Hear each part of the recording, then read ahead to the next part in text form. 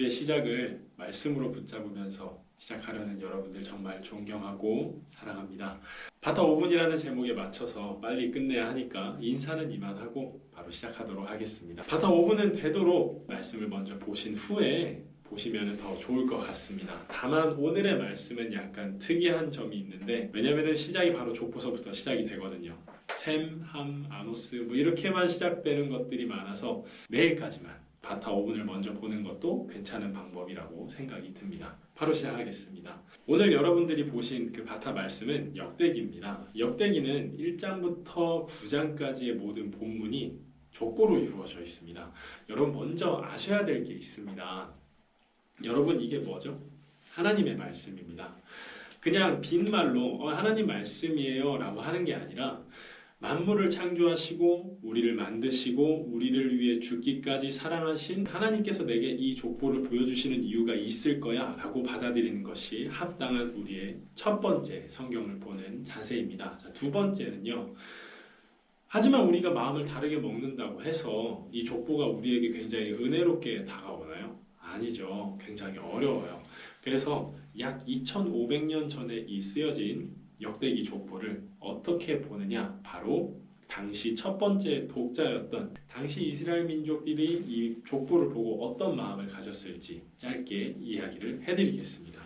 사랑하는 성도 여러분들이 잘 알고 있듯이 이스라엘 민족은 하나님의 선택을 받은 민족이었습니다. 본래 종살이를 하던, 이집트에서 종살이를 하던 민족이었지만은 고되고 고된 그 끝에 부르짖음을 들으신 하나님께서 응답하셔서 종에서 구원하셨어요. 그리고 선택된 나라, 제사장 나라로 세우셨습니다.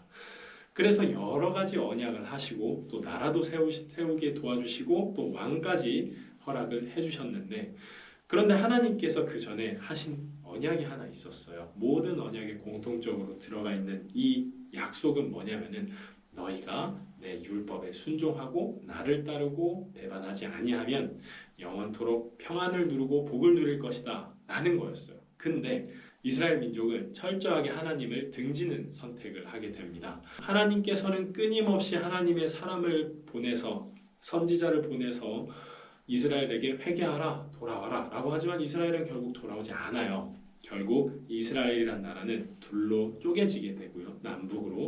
이 남북으로 쪼개진 나라도 결국에는 망해버리게 됩니다. 그 과정 가운데 하나님의 이름을 두시겠다는 그 성전도 무너지게 돼요.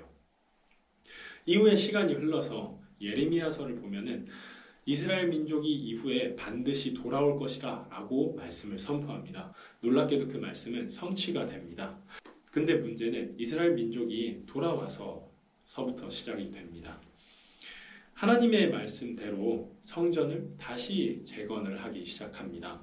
문제는 지어진 성전 그리고 돌아온 우리 이스라엘, 잘 보니까 예전과는 다르게 이 성전은 너무나도 초라해 보이고 지금 우리의 상황을 보니 더 이상 다윗에게 언약을 하셨던 그 시대, 왕정 정치가 더 이상 아니었어요. 그때 사람들의 마음속에 너무나도 불쾌한 질문들이 계속 샘솟아 오르게 됩니다. 말라기를 보면은 하나님 당신이 나를 사랑하시긴 하셨습니까? 라는 질문을 던져요. 그 정도로 이스라엘의 상황은 절망적이었어요. 그때 역대기의 저자 하나님께서 이 역대기를 쓴 사람을 통하셔서 이렇게 이야기하십니다. 아니야, 나는 너희를 절대 포기한 적이 없어. 나는 아직도 너희를 특별한 존재로 선택했다.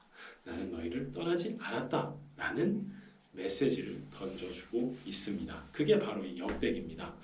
특히 다윗 왕조를 강조하는 이 역대기에서 다윗 왕조로 가는 그 뿌리는 후손이 나온다면 가장 뒤쪽에 둡니다. 무슨 소리냐면요, 노아의 아들 세 아들이 있습니다.